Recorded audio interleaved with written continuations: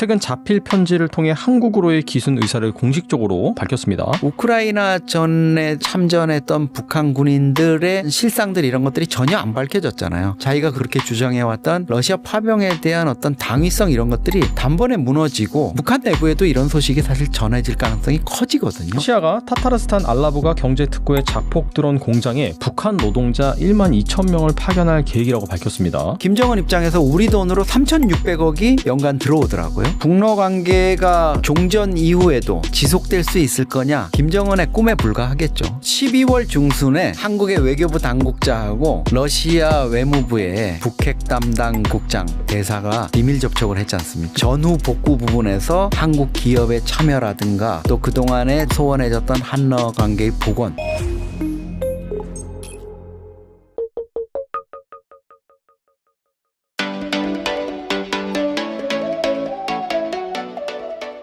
이번엔 이제 북러 관계에 대해서 네. 질문 드려보겠는데 네. 우크라이나 전선에서 생포된 북한군 포로 2명, 뭐 예전에 상당히 좀 화제가 됐었죠. 최근 자필 편지를 통해 한국으로의 기순 의사를 공식적으로 밝혔습니다. 전쟁 포로가 공개적으로 그것도 서면으로 기순 의지를 밝힌 것은 상당히 이례적이라는 평가인데 이 사안이 좀 앞으로 북러 관계나 한반도 정세에는 어떤 파장을 미칠까요? 이 북한군 포로 2명을 한국에 데려오지 못하게 된다면요, 이거는 우리 정부의 어떤 외교 참사가 될 겁니다. 사실은 매우 민감하고 조심스러운 문제거든요. 첫째는 이게 김정은이 송환 요구를 할 가능성이 있어요. 김정은이 이 포로 2명만큼은 네. 무슨 수를 써서든 데려와라. 그러면 푸틴한테 요구를 할 수도 있고요. 예를 들어서 러시아하고 우크라이나가 포로 교환을 하는 과정에서 저 북한군 포로 2명은 반드시 포함돼야 된다. 그러면 우리가 너희가 요구하는 거, 우크라이나가 요구하는 거 더 들어줄 수 있다. 이렇게 될 수가 있는 거죠. 김정은이 푸틴을 12,000명의 전투병력을 보내고 그다음에 공병병력을 그 뒤에 또 추가로 보내고 이렇게 해서 정말 결정적인 순간일 때 도움을 줬는데 김정은이가 만약에 푸틴한테 집요하게 요구를 한다? 푸틴도 고민을 할 수밖에 없을 거고요. 젤렌스키 대통령이나 우크라이나 당국 쪽에서도 사실 이 북한군 포로 2명 자기네들한테는 아무것도 아니거든요. 그냥 초기에 포로가 잡혔을 때는 아주 유용한 점이 있었죠. 북한이 러시아를 돕기 위해 우크라이나전에 참전했다는 거를 증명하는 아주 결정적인 증거였지만 이제는 사실 북한이 커밍아웃을 했잖아요. 우리가 파병을 했다 하고. 그러니까 이 2명의 포로는 사실 우크라이나한테는 의미가 없습니다.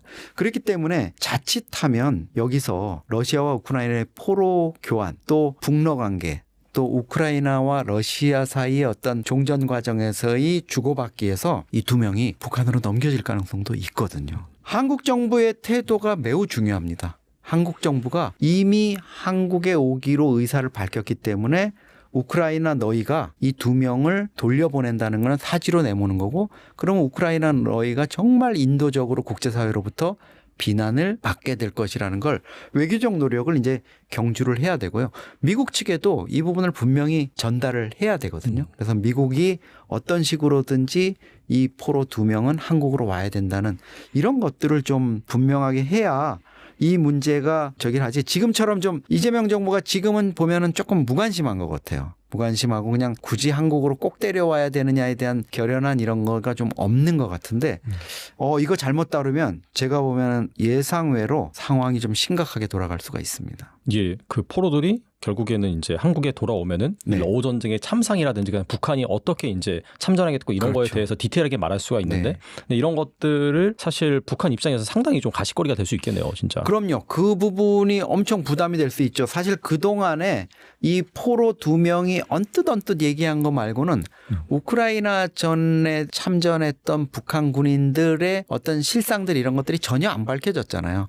어떻게 세뇌 교육을 받았길래 12,000명이 전투에 투입돼서 2,000명이 사망하는 그런 처참한 전투에서 포로가 2명밖에 안 잡히고 나머지가 다 그렇게 자폭을 했다거나 이렇게 한 게 어떤 세뇌 작업이 있었기 때문에 이렇게 됐고 어떤 지시가 있었고 또 거기서 투항하려고 하다 탈북 기순하려고 하다 이런 애들에 대한 조치가 어떻게 정말 참혹하게 있었는지 이런 것들을 또 파병 과정에서 북한에서 이제 그 처음에 모집을 하는 단계부터 어떤 단계로 됐는지가 이 두 명의 포로가 이제 한국에 오면은 정말 저게 될 거고 이 두 명이 와가지고 뭐 한국에 와가지고 유튜브 방송이라든가 이런 게 출연해서 이제 참상을 알리게 되면 김정은 입장에서는 정말 뭐 파병 자기가 그동안의 당위성을 그렇게 주장해왔던 러시아 파병에 대한 어떤 당위성 이런 것들이 단번에 무너지고 그다음에 북한 내부에도 이런 소식이 사실 전해질 가능성이 커지거든요. 그렇죠. 그런 이제 임팩트가 있기 때문에 김정은 입장에서는 여기에 아마 사활을 걸 것 같습니다.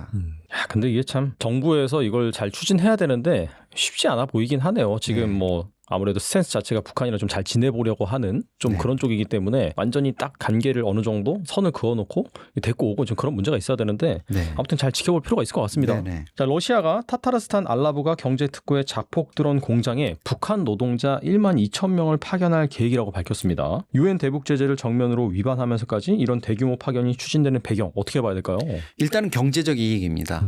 김정은이 지금 캐시를 어쨌든 뭐 코인을 탈취하고 국제금융 전산망에서 사기를 치고 해가지고 엄청난 캐시를 가져가고 있다 그러지만 지금 핵이라든가 미사일이라든가 특히 탱크나 드론 같은 이제 재래식 전력까지도 개발하겠다 그러고 또 주민들 불만 무마하기 위해서 주택 건설, 공장 건설, 병원 건설 해야 되기 때문에 돈이 모자랄 거거든요.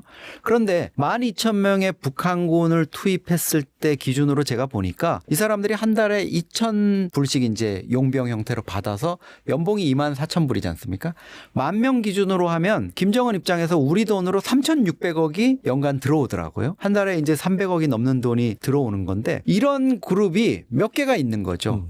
파병이 있고 또 러시아의 건설 인력으로 또 보내는 인력이 있고 뭐 블라디보스톡 이런 데 보내는 게 있고 이 자폭 드론 공장에 북한 근로자를 12,000명 보낸 것도 제가 보기에는 또 1,000억, 2,000억짜리 어떤 캐시 카우를 하나 만드는 그런 작업일 수 있다 이렇게 보이고요. 두 번째로는 이제 군수 전략인 것 같습니다. 이번 우크라이나 전쟁을 계기로 해서 북한이 러시아의 중요한 어떤 병참 기지가 됐잖아요. 후방 군수 기지가 되면서 포탄이나 무기는 물론이고 일각에서는 북한에다가 지금 러시아가 방탄조끼 같은 이런 원단을 제공해 가지고 방탄조끼도 만들고 있다 그러거든요. 그래서 이제 북한 입장에서는 러시아가 필요로 하는 서구 체형의 방탄조끼를 만들어서 보내고 그 원단으로 또 자기 북한군들이 입을 이런 소재나 이런 것들이 첨단화된 이런 것들을 입어서 전투력이 결국 향상되는 이런 부분이 이제 북러 군사 밀착 차원에서 이 부분이 지속돼야 되니까 지금 드론 공장이라든가 이런 데 이제 이 인력을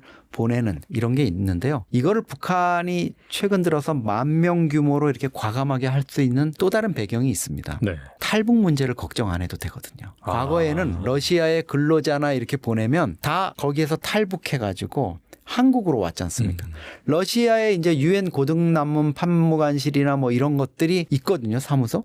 예전에는 러시아 벌목공이라든가 또 유학생들이나 거기에 뛰어들어가지고 한국으로 왔어요. 그리고 과거 같으면 북한과 러시아의 관계가 조금 뭐 북중이 워낙 밀착돼 있고 북러 관계라는 게 별로 이해관계가 없었기 때문에 사실은 러시아 내에서 발생하는 탈북 문제를 한국 정부의 입장을 많이 배려해서 러시아가 처리한 측면이 있습니다. 근데 지금 우크라이나 전에 김정은이 병력을 보내고 북러 밀착이 지금 완전히 가속화되고 그 과정에서 북러 공안기관 간의 영사 문제를 어떻게 처리하는 거 이런 것들 다 협약이 지금 맺어져 있거든요. 촘촘하게. 그러니까 이제는 북한에 가 있는 노동자들이나 이런 사람들이 탈출을 해가지고 이탈을 해가지고 한국으로 오려고 해도 러시아 공안당국이나 거기 영사당국이 또 관리 감독하는 기구에서 철저하게 그거를 감시하고 막고 감시하고 체포하고 해가지고 북한으로 아마 거의 뭐 신변보장 각서 같은 식으로 아마 그런 것들이 돼 있을 거예요. 그러니까 북한 입장에서는 그런 걱정 없이 이제 대규모 인력을 투입할 수 있는 부분이 있고요. 또 하나 이제 부수적인 거긴 하지만 이렇게 대량 인력을 러시아에 보내가지고 외화벌이를 할 수 있으면 이게 북한 김정은 입장에서는 유엔 제재를 무력화시키는 효과가 있습니다. 유엔 제재가 이제 대표적으로 권하는 게 금하는 게 이 인력을 해외 송출해가지고 달러를 벌어들이는 건데 대규모 달러를 이 부분 야 제재해봤자 소용없어. 러시아에 뭐 가면은 얼마든지 할 수 있다. 이런 거를 이제 국제사회에 좀 내비쳐가지고 제재 무용론을 좀 확산시키려는 의도도 있겠죠. 사실 뭐 러시아에 파병해서 뭐 전쟁도 하고 뭐 외화 버는 거는 뭐 이미 뭐 신경도 안 쓰겠네요, 사실. 네. 그렇죠. 지금 뭐 김정은 입장에서는 러시아가 당분간은 좀 든든한 뒷배가 될 수 있다고 생각할 거고 인력 송출 부분은 러시아도 지금 많이 원하고 러시아 같은 경우에는 지금 워낙 많은 병력들이 죽거나 다치기도 했고 또 청년들이 다 해외로 지금 징병을 피해가지고 빠져나가서 러시아가 지금 종전 이후에도 한 200~300만 명의 인력난이 있을 거라 그러더라고요. 그런 부분은 이제 북한의 주민들이 가가지고 채워 넣는 역할을 상당 부분 하게 될 것 같습니다. 그리고 최근 우리 정부가 러시아와 비공개 접촉을 갖고 북한 문제와 한반도 정세를 논의한 사실이 알려졌습니다. 우크라이나 전쟁 종전 가능성이 거론되는 가운데 전쟁을 계기로 밀착됐던 북러 관계에도 이 변화 조짐이 보인다라는 분석이 있는데 현재 이 북러 관계의 실질적인 상황 어떻게 보시나요? 네, 이게 사실 보면 북러 관계가 우크라이나 전쟁이 끝난 이후에도 지속될 수 있을 거냐 이런 부분이 이제 많은 관심인데 사실 그거는 김정은의 꿈에 불과하겠죠. 일단은 전쟁이 끝나면은 푸틴 입장에서는 절박함, 급박함에 이게 많이 떨어지겠죠. 북한 군대라든가 포탄, 무기 이런 것들에 좀 목매던 이런 데서 자유로워질 수 있는 겁니다. 그러면 사람이 뭐 어디 갔다 온 전후가 마음이 달라진다 그러듯이 푸틴도 그럴 것 같아요. 그러니까 벌써부터 김정은하고 푸틴하고 약간 좀 불협화음 분위기는 있습니다. 뭔가 김정은이 그렇게 많은 포탄 뭐 우리 군 당국이 추산한 거는 1200만 발 정도 된다고. 엄청나네요. 네. 그리고 2000명이 죽는 그런 병력 지원을 했고 또 공병까지도 보냈거든요. 근데 이 공병들이 가가지고 러시아 군들이 하기 싫어하는 지뢰 제거하다가 9명이 죽었잖아요. 아이고. 그런 것들을 했으면은 러시아 측에서 적어도 이 병력들에 대한 용병 비용들 이런 것들을 뭐 캐시로 줬다는 얘기가 들리거나 아니면 대가로 밀가루라든가 생필품이라든가 뭐 원유 이런 것들을 줬다. 그 정도 규모면은 북러 간의 열차라든가 차량으로 지금 들어가는 게 보여야 되고 뭐 러시아 선박이 북한 항구에 가가지고 유류를 하역했다 뭐 이런 것들이 보여야 되는데 그런 게 지금 전혀 안 잡히고 있지 않습니까? 캐시가 들어가는 것도 안 잡히고 있고요. 그러다 보니까 이게 뭔가 김정은한테 푸틴이 립서비스만 하고 고맙다고 립서비스만 하고 뭔가 제대로 안 주고 있고 김정은이 사실은 8월 달에 공병 부대를 보냈다가 12월에 한 3개월 만에 철수를 시켰잖아요. 그리고 추가적으로 지금 러시아에 병력이나 공병 부대가 다시 교환 형태로 갔다는 얘기가 없는 거 보면 김정은도 지금 약간 뭐가 밀당을 하는 거 아니냐 아니면 종전에 대비한 어떤 이런 규모 축소라든가 이런 레벨을 정리하고 있는 건 아니냐 이런 생각이 들고요. 두 번째로는 러시아도 경제가 어렵습니다. 초기 한 2년, 3년 근데 이제 2월이 되면은 우크라이나전이 4년이 되는데요. 네. 초기에 어떤 군수 경제가 돌아가면서 러시아 경제가 좀 호황이었던 거 일시적인 그 전쟁의 효과로 호황이었던 게 이제 낮아지고 있습니다.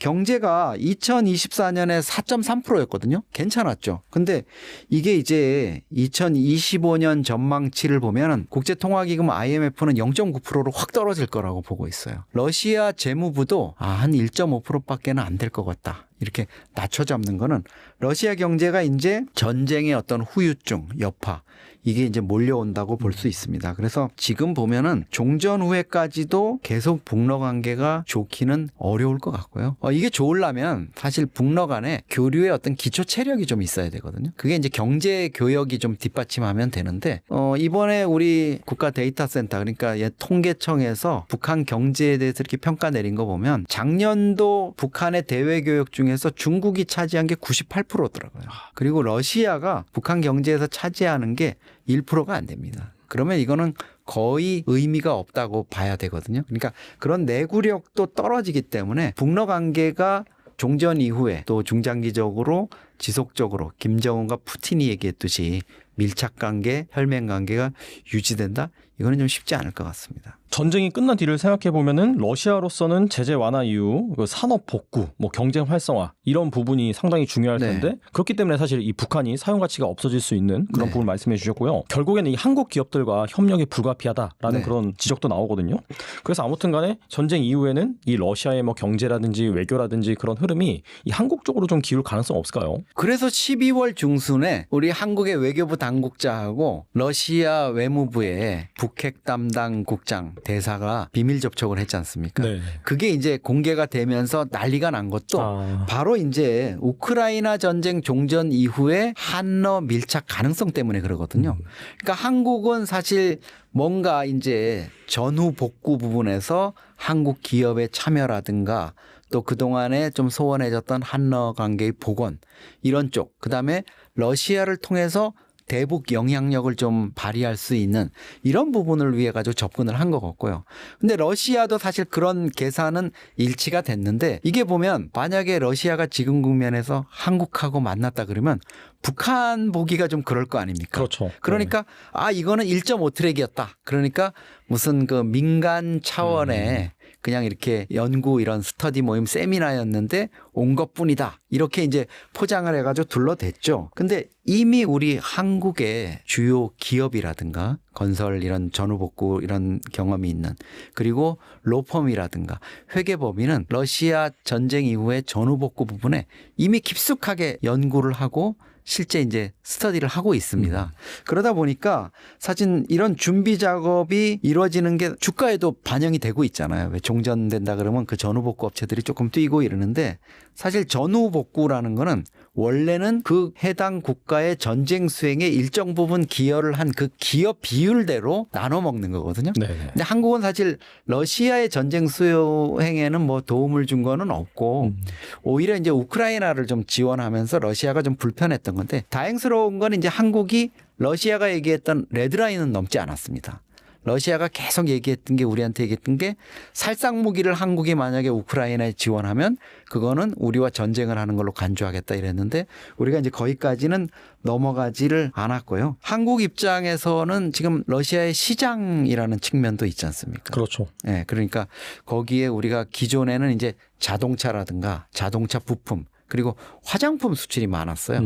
그런 부분으로 이제 견인해 왔는데 최근에는 러시아 내에서 이제 전쟁에도 불구하고 K푸드, 뭐 불닭볶음면이라든가 이런 식품류, 그 다음에 새로운 이제 한류 문화 이런 쪽에서 좀 두각을 나타내고 이랬기 때문에 그런 부분과 아울려 가지고 이제 한러 관계 복원 부분이 추진될 것 같고요. 당연히 이제 러시아가 왜 한국 기업에 그렇게 목을 매느냐? 전후복구라든가 이런 거를 가장 빠르고 정확하게 믿음성 있게 해내는 게 한국 기업이 전 세계에서 최고입니다. 우리 몇몇 기업이 있습니다. 뭐 H기업이라든가 뭐 이런 데가 있어가지고 그쪽에 지금 결정적으로 아마 러시아는 목을 매고 있을 거예요. 특히 이제 항만이라든가 철도라든가 또 여러 가지 뭐 인프라 부분이 많이 망가졌잖아요. 발전소라든가.